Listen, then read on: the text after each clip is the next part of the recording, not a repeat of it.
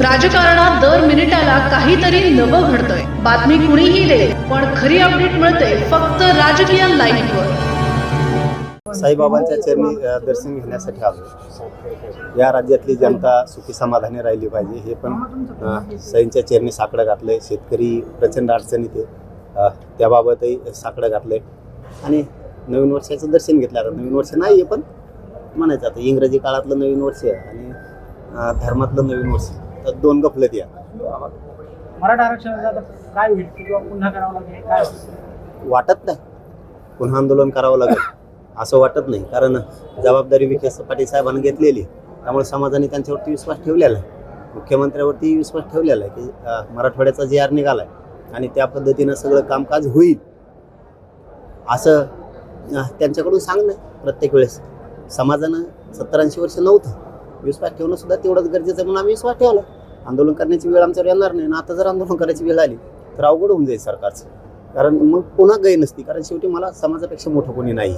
पण आज माझ्यापुढं सगळ्यात मोठा प्रश्न आत्ता एक अचानक उभा राहिला आहे. मी तिकडं अर्जंटमध्ये चाललो आहे, म्हणजे मी सगळे आता पुढचे दौरे अचानक रद्द केलेत आत्ता, आणि मी आत्ता अर्जंट पुण्याला चाललो की 1-1.5 लाख पोरांचा विषय MPSCचा, आणि जाणून बुजून त्यांना त्रास दिला जातोय. त्यांची काही चूक नसताना की बघा MPSC UPSC सारखे शिक्षण हे सोपे नाहीत पत्रकार बांधवांना, कारण आपले कोणीतरी नातलग लेकराबाळ त्याच्यामध्ये आहे. ज्यावेळेस 10-10, 5-5 वर्ष अभ्यास करायचा आणि थोड्याच्या सरकारच्या चुकीमुळं 1.5 लाख पोरांना जर तुम्ही वाऱ्यावर सोडणार असाल तर ही खूप मोठी शोकांतिका आहे. म्हणून मी आत्ता अर्जंटमध्ये मुख्यमंत्र्यांच्या OEDला पण बोललो, त्यांच्या मित्रांना पण बोललो आणि विखे पाटील साहेबाला सुद्धा बोललो की तुम्ही ही तातडीनं मार्ग काढा. आता विखे पाटील साहेबांनी सांगितलं की 15 ते 20 मिनिटात आम्ही मुख्यमंत्र्यांशी या विषयावर बोलतो, आणि मी आता तातडीनं त्या पोरांना भेटायला चाललो, कारण त्यांची मनस्थिती भयानक झाली. त्यामुळे मी तातडीनं आता पुण्याकडे जाणार आहे. माझ्या पुढं आजचा सगळ्या जाती धर्माच्या लेकराचा शिक्षणाचा प्रश्न माझ्यासाठी मायबापावर खरंच लय महत्त्वाचा आहे. म्हणून मी कुठला विचार न करता डायरेक्ट आता गाड्या तिकडे वळवल्यात आली. महानगरपालिका शेतकरी प्रश्न महत्वाचा आहे. शेतकऱ्यांना अनेक अडचणी सामोरं लागला. मध्यंतरी एक किडनी विकल्याचा प्रकार उभा झाला. त्या शेतकऱ्याला केवळ 5-7 लाख रुपये दिले, मात्र लाखोचा मलिदा खाल्ला गेला.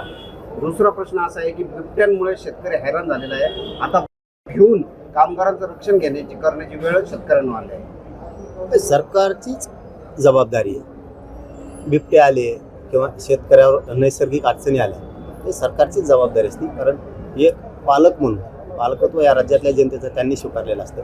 गोरगरिबांकडं वाहक रोखायची किंवा कुठले नैसर्गिक संकट रोखायची यंत्रणा नसती. यंत्रणा ही सरकारकडे असते आणि ते सरकारनं उपलब्ध करून द्यायची असते.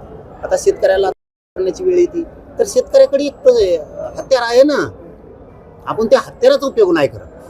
जर आपल्याला करायची वेळ येते, आपल्यावर किडनी विकायची वेळ येते, शेतकऱ्यापेक्षा मोठा वर्ग राज्यात नाही.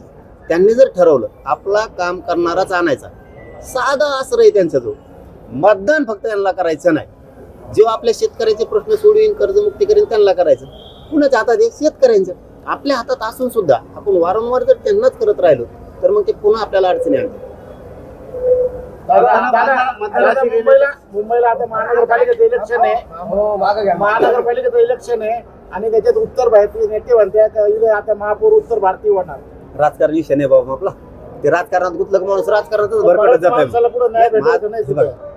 माझा विषय समाजासाठी, मराठ्यांसाठी लढणं, गोरगरिबांना न्याय मिळवून देणं, शेतकऱ्यांसाठी लढणं, विद्यार्थ्यांसाठी लढणं, त्याच्या जात भेद न बघणं, हे माझं कर्तव्य, ते पार पडतं. हे राजकारणाचं गेलं बेकार आहे. मी एकदाच लोकसभेला होतो ना, मी बघितलं एकाच का उगा माणूस भरकडलं की भरकडतंय कुंकडे बी त्याचा.